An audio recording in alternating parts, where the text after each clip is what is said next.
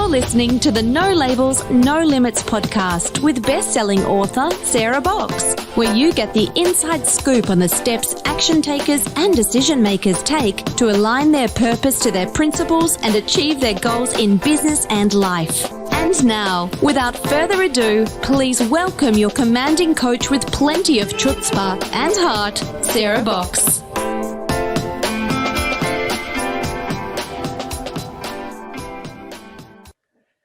Hey, welcome, and thank you so much for downloading this episode of the No Labels, No Limits podcast, a podcast all about shedding our limiting labels and beliefs so we can lead fulfilling, meaningful, and purpose-filled lives.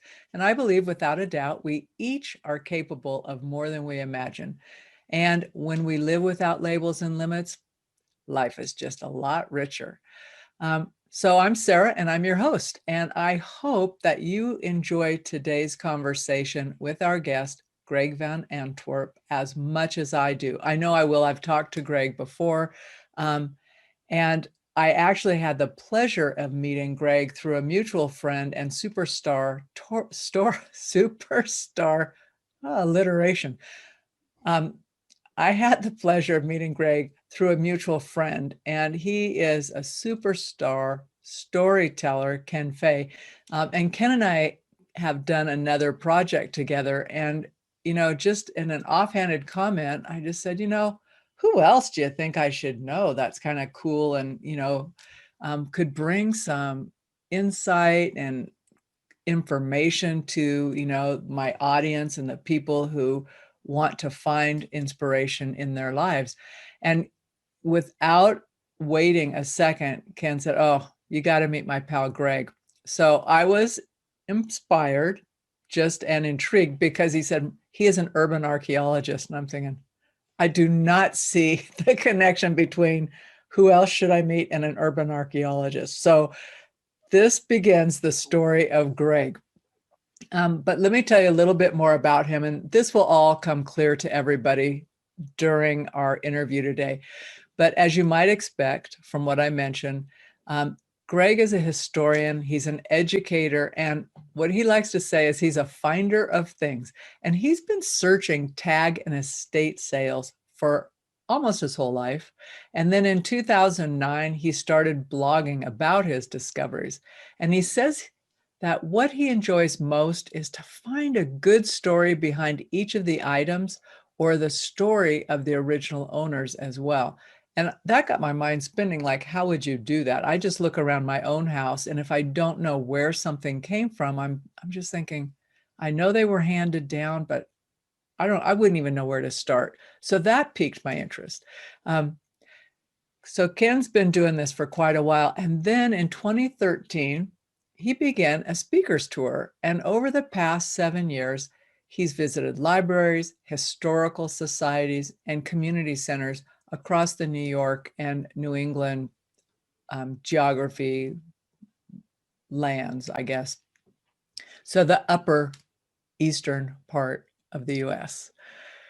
And at the end of the day, he's really aiming to encourage everyone to follow his personal passion of discovery. And I really like this. He says that history is hiding everywhere. And with the digitization of everything, it's more important than ever to preserve the physical proof of the past. And then he goes on to say that we have to find what's out there and share it as far and wide as possible for the edification of our future generations. And in fact, some of his presentations have gone on to become how-to sessions for finding and preserving hidden history. Greg is on the board of trustees of the New Milford Historical Society, and he's currently writing a book on tips and tricks on how he found some of his best discoveries. And you can read more about that on his website. So we'll have all the links for that in the show notes. Don't worry about it right now. So let's start by and welcome our guest, Greg Van Antwerp. Hi, Greg. Hi, Sarah. Thank you for having me. I'm really excited to have you on this show. I mean, you and I started out to have a short 15-minute conversation a few weeks ago, and it ended up being like an hour and 15. So I know we're going to have a lot to talk about and probably questions that I don't even get to ask. But I do like to start by asking all of our guests this one question, and that is there something that you do every day that keeps you heading towards your big vision or your big goals? Yeah, you know what? There is in the world of storytelling and trying to discover these stories.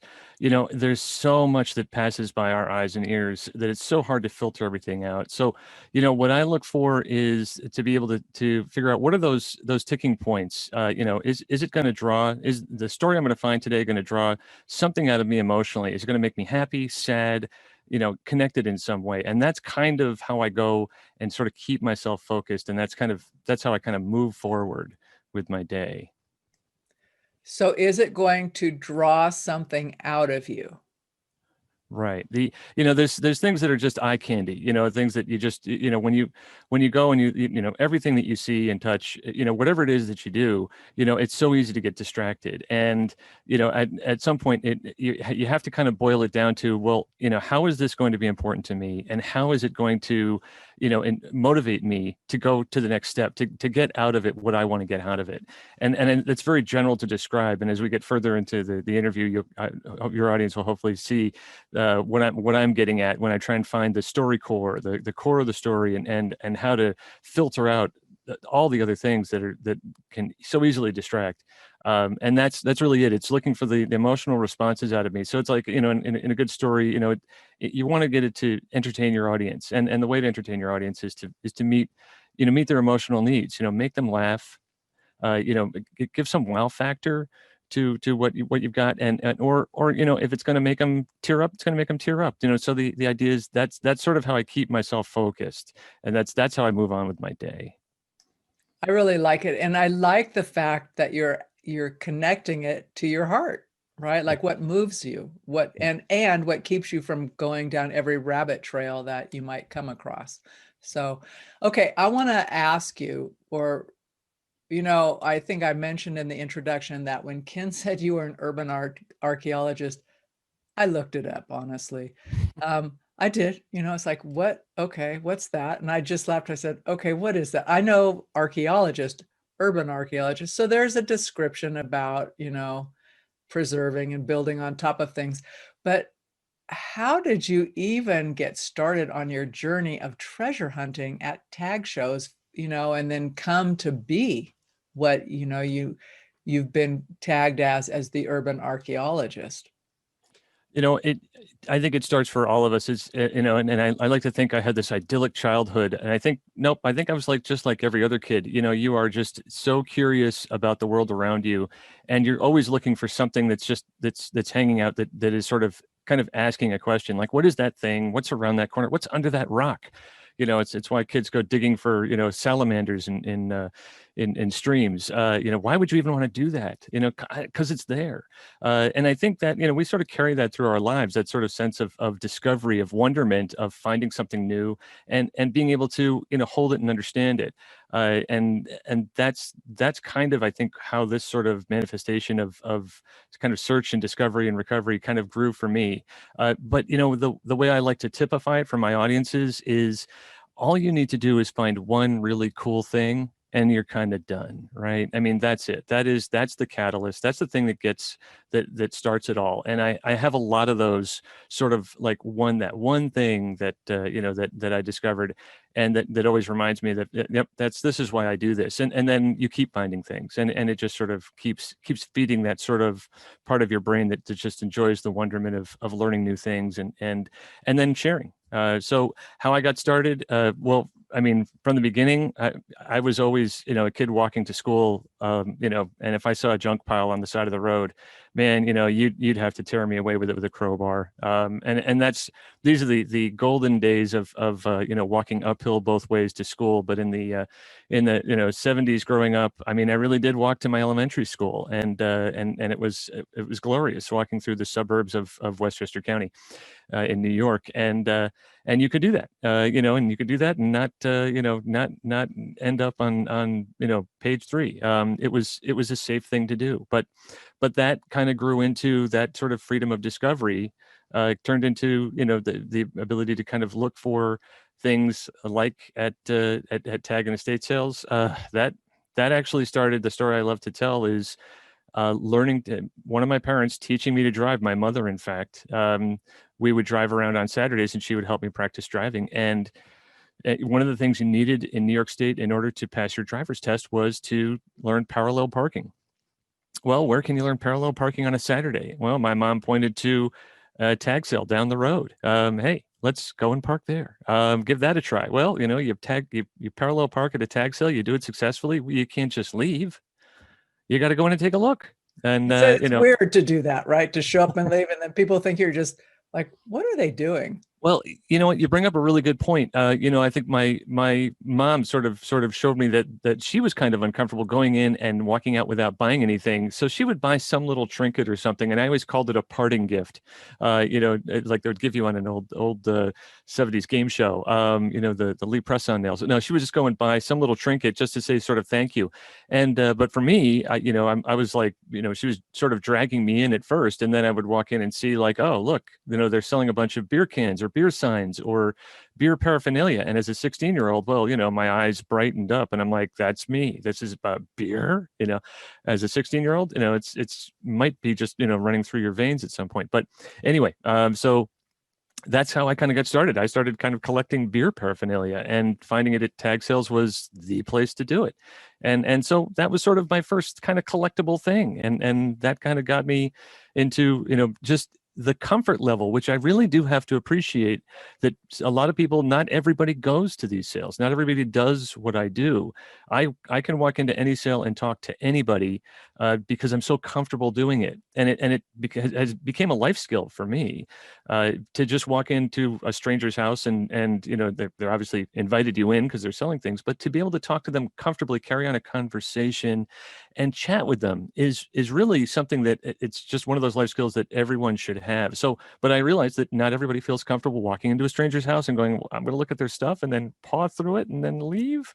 So that once you get beyond that point, and like I said before, with that very first discovery, you lose that inhibition of like, do they really want me in their house buying their stuff? And you know what? They absolutely do. They need you there to help them move on with their lives. And so it's a very natural thing, but not everybody does it, and that's okay. So that's when you're going in and looking around like you're describing, that's more of an estate sale thing versus like what, and I'm not sure if a tag sale is the same thing that out here where I live. I mean, honestly, I've never heard it called a tag sale. It's more of a garage sale or some other kind of sale. And so I don't know if I'm understanding tag show or tag sale in the same way that you're Right. using it. So Right. It can be a tag sale, estate sale, yard sale, garage sale, basement sale, attic sale, flea market, thrift. It can be a thrift store or a thrift shop. It can really be anything. It's really where, it's what would be a non-commercial retail situation, and that can be anything. I mean, it can be a roadside vendor, someone's just a blanket out on the side of the road. I mean, it's really just it's the exchange of goods for money, and that's and just in a non-commercial way. But right in the sense that you're describing it. These are typically when people just sort of want to shed some of their stuff. They're usually doing it in a garage or tag sale. Want to empty out the basement. Your kids have moved on to college. You just want to sell the baby stuff. That's sort of a typical tag, yard, or garage sale. When a house needs to be sold in order for the ownership of that home to move on to be sold or to the next family, or a family is moving. There's a moving sale, obviously, but then there's an estate sale. An estate sale is essentially someone's literal estate has been left behind, has been discarded by the family, or they've taken what they've wanted, and then they move in an official company, or sometimes the family will do it themselves. An official company, an estate sale service will set up an entire house and empty out the house. And it needs to be emptied so that, again, the next family can move in, because it's easier to sell a home that's empty than it is one that's sort of full of other people's stuff. So in an estate sale, a lot of times you really do get to go top to bottom. The story, the title of the presentations I give, Stories from the Attic, is really about that. It's the ability to go through an attic, from attic to basement, and dig through literally everything with permission, to try and find whatever might be for sale in there, and then bring it up and go, I found this, how much is it? I'll take it. And you're good to go. So before I go on and ask you more about the actual progression for you, I want to back up to something, because you mentioned that you feel comfortable going into any house or tag sale now and looking around because you understand you've actually been invited to be there, but also in talking to the owners or the person who's doing that about the items and how important that is as a life skill. And I'm curious, um, what else this has afforded you, just this path and passion of yours in terms of developing skills, personal skills, or sometimes called the soft skills. I like to think about them as essential interpersonal skills, so Right. the comfort level, the curiosity. Um, what else have you noticed has been an offshoot in personal growth or evolvement from this work? Well, you know what? There's no better exercise than to get out of your house and learn about your community. Learn about the people that live in your community, the businesses, the intercommerce, the backyard conversations. And in doing this kind of activity, going to visit these sales and getting comfortable talking to people, you get to know about the people in your neighborhood. You get to know about the people in your side of town. You get to know about some of the issues. You come in on conversations, but often you come in on sales, like the Lions Club or the Rotary are having a sale. They're trying to raise money. And I always recommend to people who want to get involved in their communities to go to these sales and to buy something and make yourself known and talk to them. What's going on? What's the story behind the sale? How's it been going?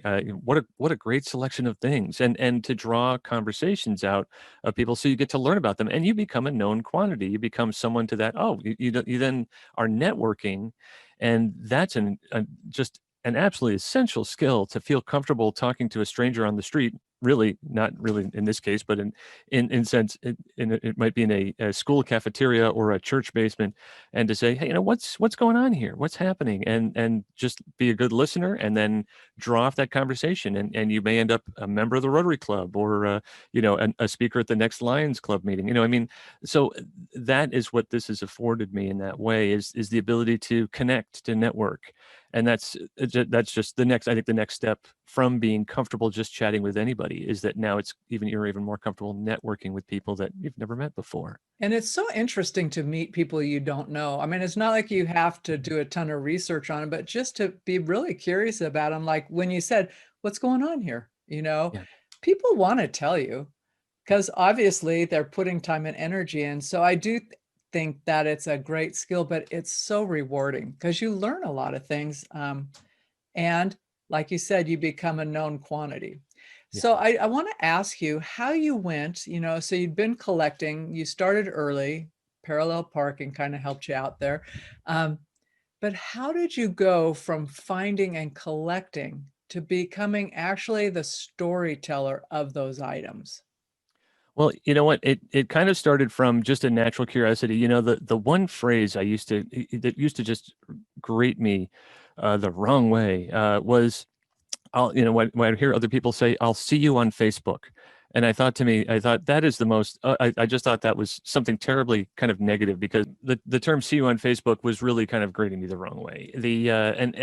But what it really was revealing was that I really didn't know anything about social media at the time. I wasn't involved in social media. I was surfing the internet. I was reading other people's blogs, and fascinated by the stories they were telling, and I thought, that's really cool. I would really. How do you actually create content for the internet? How do you publish? How do you do this?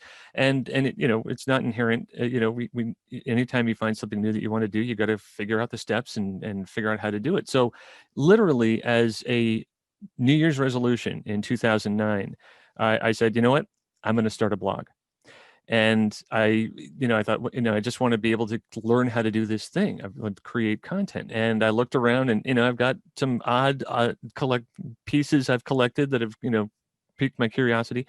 over the years from these tag sales or junk piles or whatever, the detritus that we love to hang on to.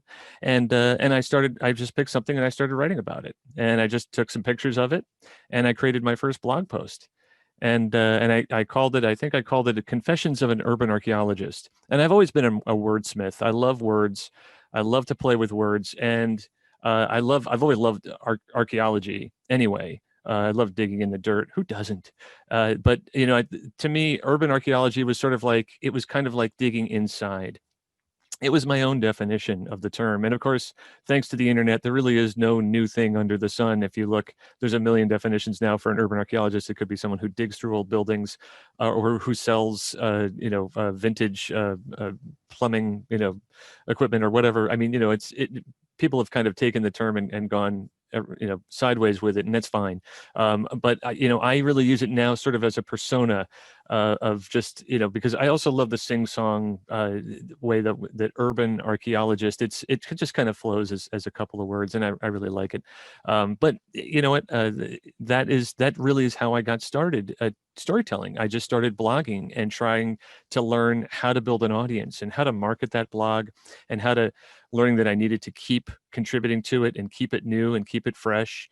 And then it just kind of grew and grew and grew. And we all hope to go viral. But that wasn't so important to me. It was more important about just trying to create something that was quality, that represented me honestly, and would give anybody reading just hopefully the idea of one, I might be asking a question in my blog, like, what is this thing? I want to know more about this thing.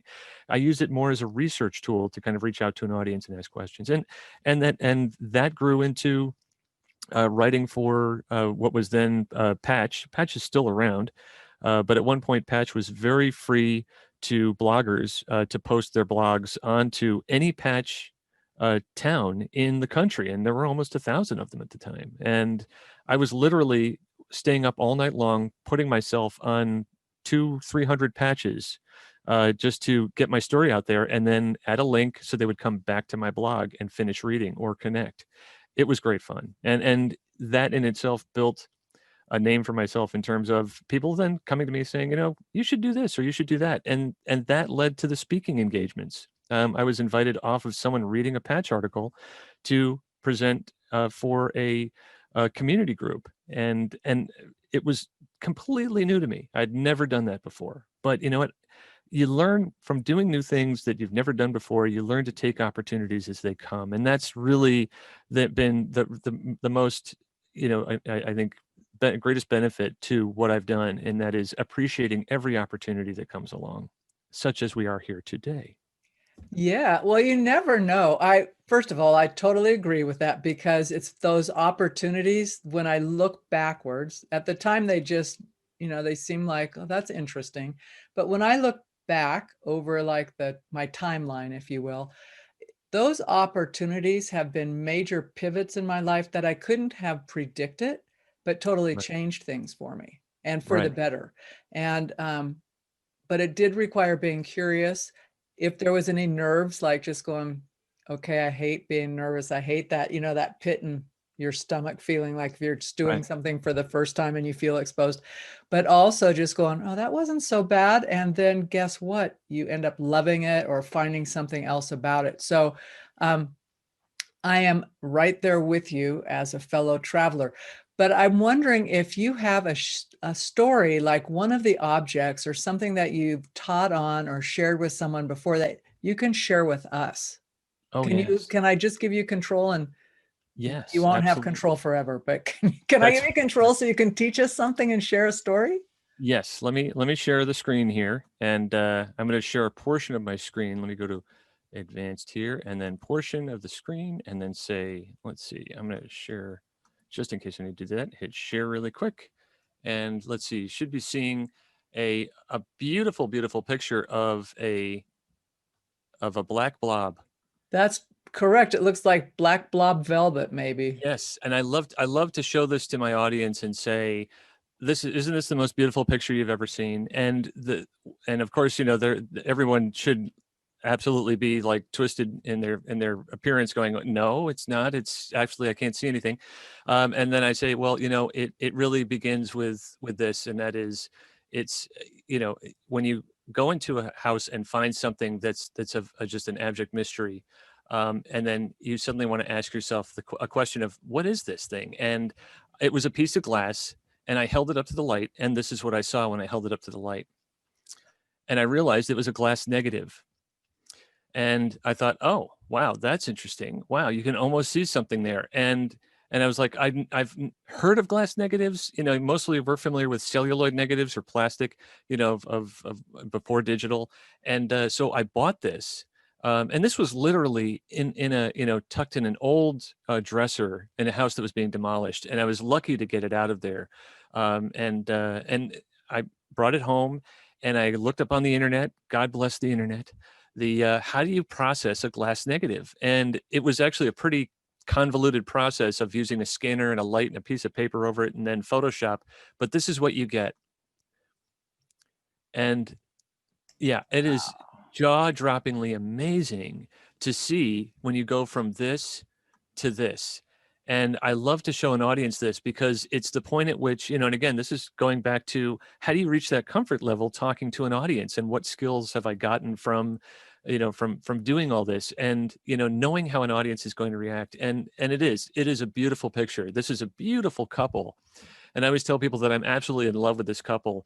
And this is part of the fun in that, I don't have an answer for everything. I can now teach a class on how to process glass negatives.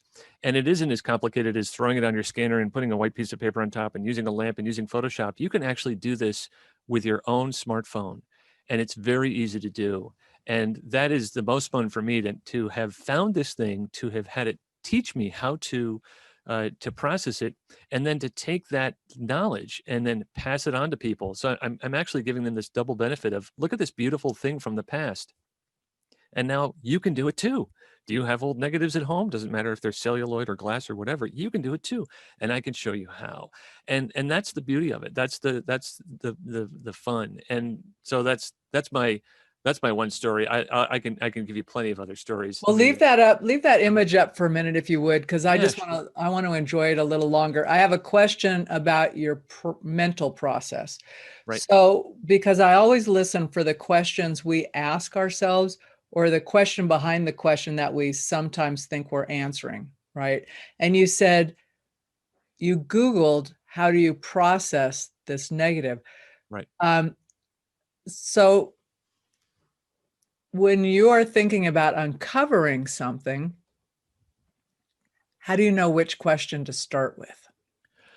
You know what? It is all about language, right? We all know everything is about tagging, and the right term and the right word, and sometimes it's asking the right person.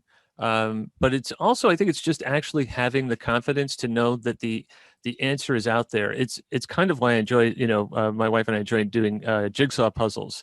There's a real catharsis there to doing a jigsaw puzzle, because when you get stuck and you can't find the piece that you need, it's like an impossibly complicated puzzle. But the idea is that, what, the answer is right there. You just can't see it right now, and if you leave and come back, you'll get the answer. And that's kind of what it is for researching things. When you've presented yourself with a mystery, I pull a gadget out of a box, I don't know what it is.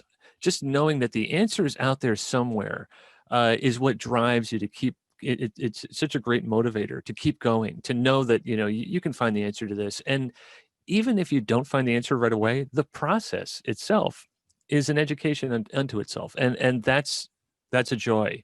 Sharing, when you can share with somebody that you don't know how to do something, it relieves you of any feeling of, how is this person going to relate to me? What you're immediately saying is, I bet you know more than I do about this. Can you tell me something about this? And that is, again, that's a great networking process for bonding with people, and getting the kind of ease that you need in order to have good communication. And so this is a perfect example of that. And then in and of itself, it's just a fun image to look at. And this is what I use in my talks. I don't know who these people are. I so badly want to.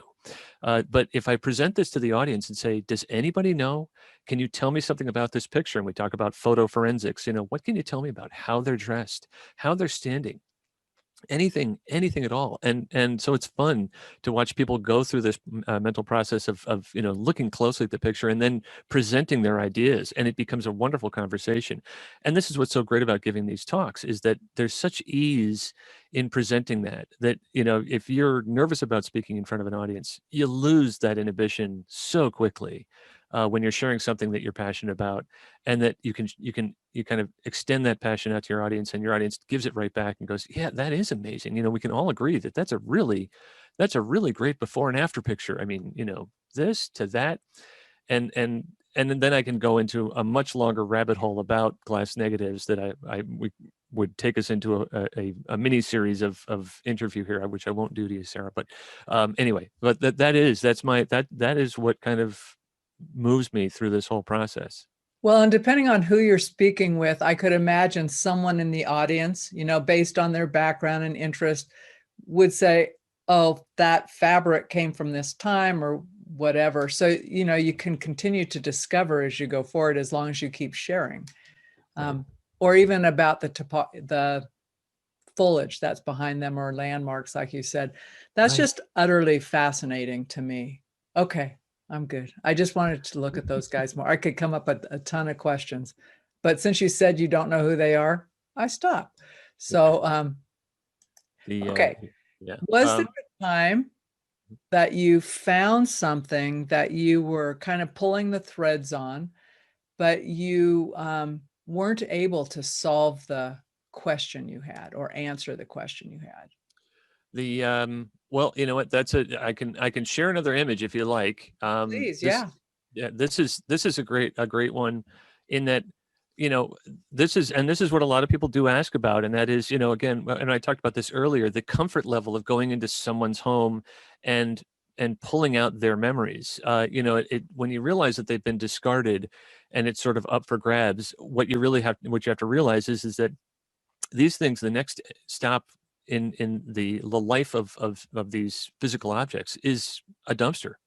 Sometimes they're going to be thrown away. And this wasn't at someone's house in particular. This was actually at a sale that an estate seller had all their things they'd collected over the years, and they were moving down south and couldn't sell everything, and they were just grouping things together. And I saw these newspaper clippings along with some other military items, and I just bought the whole lot. And I started to put together the story, and you can just take a quick look at some of the little headlines there. That it's a pretty kind of shattering story. It's soldier's body is found in Africa. Soldier's body arrives today. So you're dealing with a fatality here, and that in and of itself is becomes a touchy subject, because I know I was dealing with local history here. This is actually a family called the Cruzan family. And when I got to the end of putting this story together, organizing these newspaper clippings, what I had was this incredible story of these two brothers who go off to fight in World War II, and one comes back and one dies in North Africa. And they can't find his body, and it actually gets lost in graves administration and isn't returned to the family for burial for 9 years. And I thought, oh my God, what an incredible story, about a body not coming back for 9 years. I've got to write that down. I've got to share that. And then I thought to myself, wait a second, I can't share that story. That's way too personal. I don't want to take somebody's bad news and make it my good news. Look at what I found. I found this bad news. It's a terrible thing to do. So I held off, and I didn't touch this story. I didn't go back to it, because I thought, it's just I won't share this kind of story. I don't want to air other people's dirty laundry, or their ripped laundry, let's say. And I held on to it. And then I managed to find a local historian. And I mentioned this plight. It was like 6 months later, and I said, I've got this great story. I can't tell it. And he said, oh, the Cruzans. I go to church with some Cruzans. Do you want to meet them? It was a family of 13. And I was like, oh, yeah, yes, I would. And so he got together with them. He told them about me. He told them what I had. And in this meantime, I was restoring all their papers and putting them all into page protectors, and restoring the photograph of one of the photographs that I had. And then he contacted me and said they'd like to meet you. And so I brought all these papers over to their home and said, here, I found these. I'd like you to have them. I said, I'd love to tell the story, but I'd really like you to have them. And it was a surviving brother, and he had no idea these papers existed. So this is the photograph that I restored. That's the before. This is the after, and this is the couple, and that's the surviving brother. That's George Cruzan, and Oh. they had never seen these pictures before because the surviving brother who had come back from World War II, they were his, and when he passed away, he never passed them along to any other family members. So I was able to return these back to the Cruzan family, and then I could tell the story, and that was sort of the the moment of really kind of comprehension of why do I do this? Why am I doing this? And it is for these returns. This is what I tell them, the sort of the theme of urban archaeology is, and that is, it's recovery, it's restoration, and then it's return when possible. And if you can give these things back to the people where they belong, there's closure there, and that's really, really satisfying. And so, again, and that's something that I did not know going into this. I did not know that would lead me to this path, and it's another benefit. And so this passion of mine just keeps paying off, and so it just keeps the universe keeps telling me, you got to keep doing this. You need to keep doing this. It's just too good.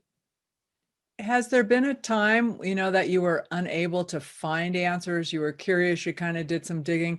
And what I'm really wondering is, like, how long do you kind of stay the course until you go, I need to stop and move on to my next research or the next thing I'm uncovering? You know what? I'm going through a home from the 18th century. It was built in probably the 1790s, and I've been invited there by the estate sales service because, again, another benefit from doing this is when when you reveal yourself to the people that run these sales as someone who's just looking for a good story. I'm not looking to take something and buy it for 50 cents and sell it for $50,000. I'm really just looking for a good story. You end up actually helping them do their job, and you develop another relationship bond where when they are now going through a house and setting it up for a sale so they can help the owners move on with their lives, they're calling me in to say, hey, you want to help? This is this is how they put it to me. This is a great house. You would love this house. And I say, well, when can I come? And it's like, we're going to set it up this week. And so this week I've actually been at this home built in the 1790s, trying to find things that have not yet been found in the house. And so, as you can imagine, there's just oodles of stories there of the past just coming to life. But I can't tell every story. Some things just don't lead to a logical end. So I can talk about how amazing the house is, but when I go in to start to look for some of the things, and you run into family memories. I could tell you about a great camp up in New Hampshire for girls from 1950. I learned about the owner and her sister who ran this camp, but that I can't like just pull that story together and just tell that as it's connected to the family. It just doesn't work. And so I can go back to my themes of, there's things in books I've found that are interesting, or there's some old pictures that I've already posted on my Instagram and from the sale, and so I give my audience or my social media audience a taste of what's there, and also I'm helping to promote the sale and say, hey, North Salem, this this on the 18th, it's going to be great.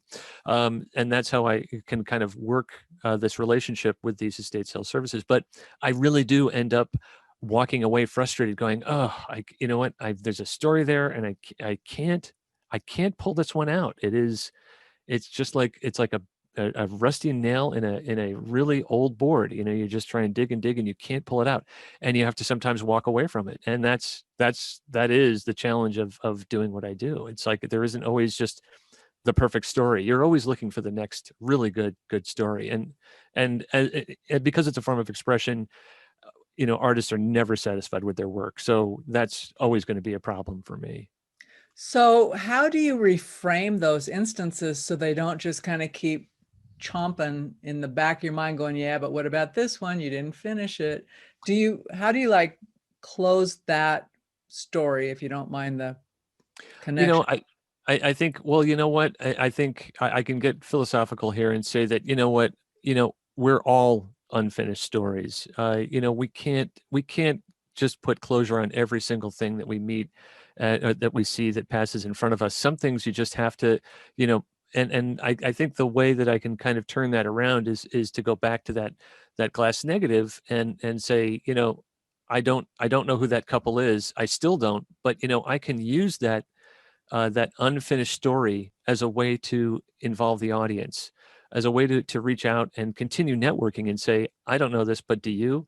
And instead of just saying, and just instead of just putting the end on this to let people know that there's closure. So I think that's kind of a positive for me. That's because I think the neat thing is that there should be mysteries in life. There should be unfinished stories. There should be the question of, will there be a sequel to this movie? Because we like to think, we like to take our imaginations and project, into what we think the next chapter should be, and that I need to give my audience the opportunity to do, so that they can continue to be kind of inspired by these things, the way I was inspired, even to just keep looking or keep searching. Yep. And I know when you said that there was no more answers for that picture in particular at the moment, who knows what might evolve as you continue to share and show it. It begs like going, oh, I wonder what happened. You can fill in and make your own story up about that. I could see someone who loves to write stories using them as an anchor, if you will, to create a whole other Right. timeline or something. Right. When you and I talked initially on our short 15-minute become hour and 15-minute conversation, I was super, super excited. You were talking about how you were going into retirement homes. This is pre-COVID, and teaching, and really, how it honored people, but also uncovered and shared much of what you've shared today. But then you were talking to me about how you adapted that from your in-person kind of presentations or interactions to virtual, specifically due to the pandemic. But in this global connectivity that we have, I could see it being applied elsewhere. And what got me thinking about that was, as an organization, or as a leader of an organization, or someone who supports an organization, or just loves the people who work there, I could see, especially at this time of year, which, well, we're recording this, we're in the holiday season, that having you come and speak and teach would be both inspirational, engaging, might get people thinking differently, about problems they might be facing in their organization, but just about each other and how deep our roots go. And Right. I'm wondering if you could talk a little bit as we wrap this up about the kinds of things that you can speak about or teach, and then how you go about customizing presentations or interactions to a specific group or situation. Sure. Yeah. Well, you know what? When I was doing these talks and building, my reputation as a public speaker, what I was really doing was, taking my best, what I thought were my best stories, and kind of running through them just as a sort of a random order. And then what I found was I started getting called back to come back again, and I didn't want to repeat the same material. So I started to develop more of these presentations, and then I realized, well, you know what, I can subcategorize them into different compartments, different sort of educational cells, so that I can do, I now do a talk, what I call unsung women of history. And because I've run into so many stories of women who did not get the recognition they should have, and there are these just stories out there that have not been told and not been shared. They're not in history books. They're certainly, I didn't learn them in school. And so that becomes, well, March is Women's History Month. So that becomes a talk for that period. And then I have, as you saw, military history. And, with the opportunity to honor veterans, past and present, there's several different cells of military stories that I can sell, present, not sell, or sell to a community organization to meet with their themes. And so it's the same thing. So let's say an advertising agency was looking for a motivational speaker to talk about a different way to think, and they wanted to consider the past. I have, a whole talk on illustrators and cartoonists, and many who, fine artists who started out wanting to be fine artists and chose to work in Madison Avenue as as illustrators or wanted to be cartoonists, and Madison Avenue is where they ended up. And so I have a bulk of history of those illustrators that I can share, and it's just amazing what's out there when we've got a history of illustration from the golden era, and as estate sales come up, so does their history, and it needs to be preserved. And there aren't, I don't think there's enough museum space for all the really talented people that have come and gone. And I think that's where I can kind of provide a sort of sense of motivation or interest, or certainly a distraction to any audience for just the amazing things that are out there and are just left by the side of the road, or unfortunately sold off to the four corners of the earth, and separated from their origin story.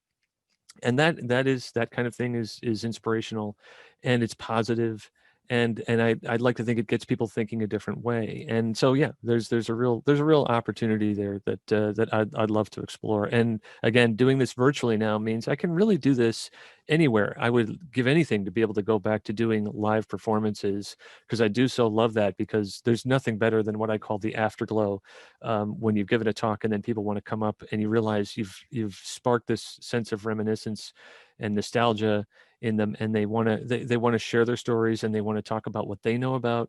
And I just am like a sponge and absorb it and reflect it back, and it's just great fun. You just really build some neat camaraderie at the end. It gets people talking, and that can be really good for any organization. It really can. And I also can imagine, though, multi-generational groups or families listening to you as a gift to themselves, over the holidays. And there's some other kid about the age you were when you started like going, oh, what's this? And picking it up, who could go, whoa. So that's just not going down the street doing odd things. That really could lead somewhere fun. And now I could think about it differently. So Greg, if folks want to reach out to you and at least explore with you how they can have other conversations or learn more, what's the best way for them to follow you, find you, and connect with you? My website, which is foundastory.com. So it's foundastory.com, and or my email, which is historyhunter411@gmail.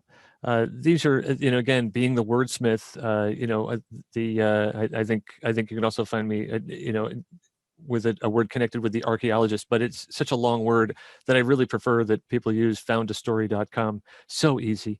And or History Hunter 411. That's again, just easy to reach out to me. I'm happy to answer any questions, and I'm usually monitoring my website, so when a visitor shows up, I can set up a quick chat, and it's very easy to do, or they can just freely breeze through and just take a look and see what's there.